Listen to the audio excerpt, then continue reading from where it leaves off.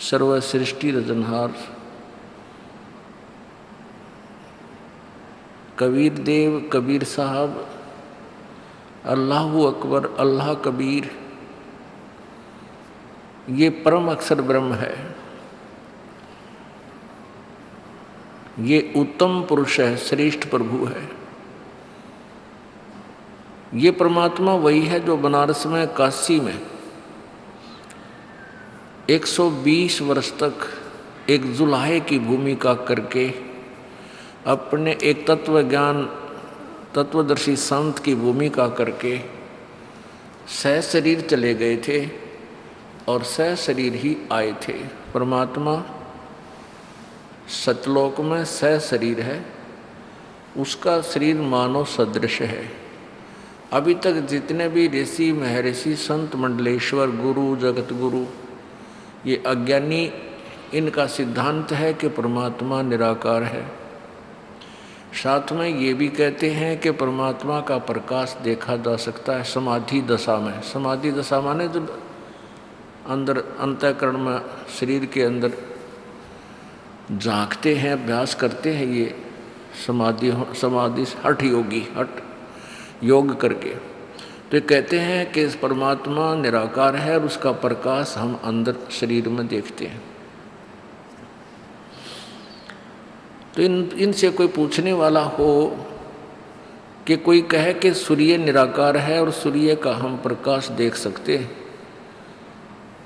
प्रथम तो ये थ्योरी, ये विधान आँखों वाले का नहीं हो सकता। ये स्टेटमेंट, ये विचार एक आँखों वाले व्यक्ति के नहीं हो सकते, अंधे के हो सकते हैं। और उस अंधे के हो सकते हैं जो अंधों तक ही सीमित है। यदि अंधे ने भी आँखें वाला कोई मिला होता तो उसको इतनी तो बता देता, भाई सूर्य साकार है, गोल गोल नजर आता है, उसी का प्रकाश हम देख रहे हैं। तो आँखों वालों से अंधे भी सही स्टेटमेंट ग्रहण कर सकते हैं। परमात्मा खुद कहते हैं कि अंधे की बात गई अंधे ने, ये मार्ग कौन बतासी, जग सारा रोगिया रे, जिन सतगुरु वैद न जाण्या जग सारा रोगिया रे। जन्म मरण का रोग लगा या तृष्णा बढ़री खासी, और आवागमन की डोर गले में पड़ी काल की फांसी।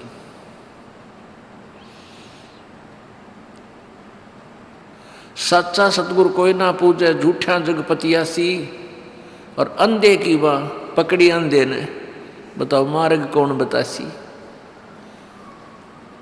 पुण्यात्माओं, परमात्मा कितनी प्यारी व्याख्या आज से 600 वर्ष पहले कहा करते थे कि ये जितने भी ऋषि हैं, महर्षि हैं और ब्रह्मा विष्णु महेश तक, ये सब ज्ञान नेत्रहीन हैं, ये तत्व ज्ञान से परिचित नहीं है। ये बातें उस समय कुनीन से भी कड़वी लगा करती थी, क्योंकि हम अशिक्षित थे। हमारे पूर्वज सिद्धि आत्मा के भोले भाले थे, भगवान को से डरने वाले थे, छल कपट उनके अंदर था कोई ना। और इन जो संस्कृत बोलते थे उनको महाविद्वान मानते थे, और वो ये भी समझते थे कि इन्होंने सदग्रंथों को ठीक जाना है, ठीक समझा है, ये बड़े अभ्यास करते हैं, अभ्यासी हैं। कोई वृक्ष के नीचे बैठा है, कोई तो जंगलों में साधना कर रहा है। तो ये सोच लिया कि इन्होंने जो अपनी जो क्रिया की है उससे परमात्मा पा लिया। और फिर ये कहते हैं कि परमात्मा निराकार है, तो हमने उसको ऐसा ही मान लिया, जान लिया। तो ये सभी ज्ञान नेत्रहीन थे। और परमात्मा यही कहा करता कि अंधे की बाँ पकड़ी अंधे ने, ये मार्ग कौन बताओगा, तुमने रास्ता कैसे बता सकता अंधा। वो दूसरी बात है कि जो सबसे आगे चल रहा है वो अंधा चतुर है, अपने आप को आँखों वाला सिद्ध कर रहा है उन अन्य अंधों में, जो उसकी लाइन में हाथ में पकड़े हुए आ रहे हैं और ले जा रहा है और ठोक देता कि कुएं में सारे गद गद पड़े वहाँ पर। तो ऐसे 84 लाख योनियों के कुओं में इन ज्ञानहीन नेत्रहीन अंधों ने, नकली महर्षियों ने हमें असंख्य युग से ठोक रखा है। हम इससे बाहर नहीं निकल पा रहे। अब परमात्मा स्वयं आए थे 600 वर्ष पहले, यही बताया करते कि ये किसी को ज्ञान नहीं, जिनको तुम गुरु को कह रहे हो, ब्राह्मण कह रहे हो, या इनको तुम पीर कहते हो, ये कोई भी परमात्मा से परिचित नहीं है, यथार्थ ज्ञान नहीं है इनके पास, ये अपने अपने सदग्रंथों से भी अपरिचित हैं। तो उस समय ये बात बहुत कड़वी थी कि ब्रह्मा विष्णु महेश को भी ज्ञान नहीं, और इन ब्राह्मणों को भी ज्ञान नहीं, ऋषि महर्षियों को भी वेद का ज्ञान नहीं, तो कबीर परमात्मा को झूठा मान लेना कोई बड़ी बात नहीं उस समय। और साथ में ये नकली महर्षि ब्राह्मण कहा करते थे, अपने स्वार्थवश कहते थे कि जुलाहा कबीर ये धानक ये तो अशिक्षित है, यो के जाना भगवान को के बारे में। और वो ब्राह्मण स्वार्थी थे, नकली थे सारे, अपने रोजी रोटी के लिए ही इनका उद्देश्य था शिक्षा ग्रहण करने का। काशी विद्यापीठ में पढ़ने जाने वाले व्यक्ति इसी उद्देश्य से जाते थे जैसे वर्तमान के डॉक्टर बनने जाते हैं कि आते दुनिया न लूटांगे, डॉक्टर की डिग्री प्राप्त करके या तो सरकारी नौकरी मिल जाएगी, और नहीं तो बाहर आते ही अपने प्राइवेट क्लिनिक खोल कर न खूब पैसे इकट्ठे करेंगे, यही उद्देश्य है। ऐसे ही उद्देश्य था उस समय के ब्राह्मणों का काशी विद्यापीठ में पढ़ने का। और यहाँ जब जिस क्षेत्र में काशी विद्यापीठ से पढ़कर कोई ब्राह्मण आता था तो लोग उसी के चारों तरफ मंडरा जाते थे, उसके विचार सुनते थे, उसी से पाठ करवाया करते थे और उसको खूब चढ़ावा दिया करते थे। इनको ब्राह्मण नहीं कह सकते, ब्राह्मण सोए जो ब्रह्म पहचाने। ब्राह्मण थे महर्षि रामानंद जी, उनकी क्रिया उन परमात्मा प्राप्ति से पहले भी बहुत ठीक थी, लेकिन तत्व ज्ञानहीन थे। और जिस समय परमात्मा उनको मिले कबीर देव जी, कबीर साहब ने उनको साक्षात्कार करवाया और उनके मन की बात बताई, उसी समय जाति और मजहब और धर्म और लोकलाज को फेंक दिया और उस परमात्मा को सीने से लगा लिया। जुलाहा जाति शूद्र जाति में प्रगट परमात्मा कबीर जी को 550-600 वर्ष पहले, और जबकि छुआ था चरम सीमा पर थी। और उस समय एक जुलाहे के बालक को एक ब्राह्मण जो सुप्रसिद्ध वेल नोन ब्राह्मण, और वो सीने के लगाता है उस शूद्र को, उसको ब्राह्मण कह सकते। ब्राह्मण सोए जे ब्रह्म पहचाने। और यदि इन अन्य परंपरागत ब्राह्मणों के इतिहास को देखते हैं तो सुदामा एक नंबर का ब्राह्मण था। सुदामा जी इतना गरीब थे, इतने निर्धन थे, कई बार उसके बालक भी भूखे रह जाते थे। और वो श्री कृष्ण जी के सहपाठी थे, यानी क्लास फेलो भी थे। उनकी पत्नी को ये खूब पता था कि ये श्री कृष्ण जी के क्लास फेलो हैं, श्री कृष्ण जी द्वारका के राजा हैं।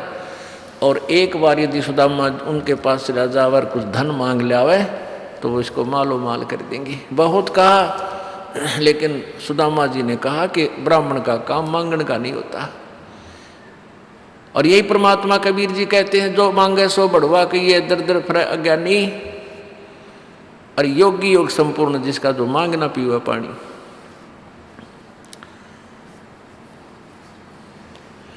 फिर भी अपनी पत्नी के ज्यादा दबाव देने से घर से चल पड़ा।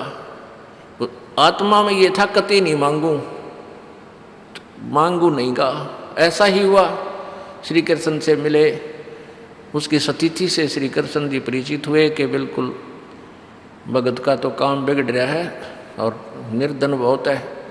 तब श्री कृष्ण जी ने पूछा कि क्या हाल है परिवार का, बच्चे ठीक हैं? तो सुदामा जी ने कहा कि प्रभु आपकी दया से खूब बढ़िया गुजारा चल रहा है, कोई दिक्कत नहीं। तो पुण्यात्माओं, ये थे ब्राह्मण। तो ऐसी सतीथि में फिर सारी सतीथि से परिचित होकर के श्री कृष्ण जी ने उनका महल बनवा दिया, धन दे दिया अपने मित्र को। तो इनको ब्राह्मण कह सकते हैं। और ये ब्राह्मण नहीं थे जो वेद और गीता से परिचित नहीं और उनकी आड़ में दुनिया को गुमराह करके चले गए। ये ब्राह्मण नहीं, ये तो शत्रु थे समाज के। अब परमात्मा कहा करते थे, देखा देखी गुरु शिष्य बन गए, किया ना ततो विचारा, गुरु शिष्य दोनों के सिर पर युकाल ठोके पंजारा। ये गुरु भी जो भ्रमित संत के पीछे लगे हुए हैं और उनके शिष्य भी, सभी को एक ही नरक में इकट्ठा एक का फाटक में बंद कराया जाएगा इनको, और वहाँ रोएंगे ऊपर न मुँह करके, वहाँ कोई छुटाने वाला नहीं इनको। अब कोई सुनने को तैयार नहीं रहा। हमारे पास शास्त्र हैं, सदग्रंथ हैं, इनको देख सकते हैं हम। अब आज परमात्मा ने हमारे को शिक्षित बना दिया। फिर परमात्मा कहते हैं कि जग सारा रोगिया रे, जिन सतगुरु वैद्य न जाना, जग सारा रोगिया रे। फिर परमात्मा कहते हैं कि सार शब्द सरजूवन बूटी, और घिस घिस अंग लगावे, कह कबीर तुम सच कर मानो, ये जन्म मरण मिट जावे।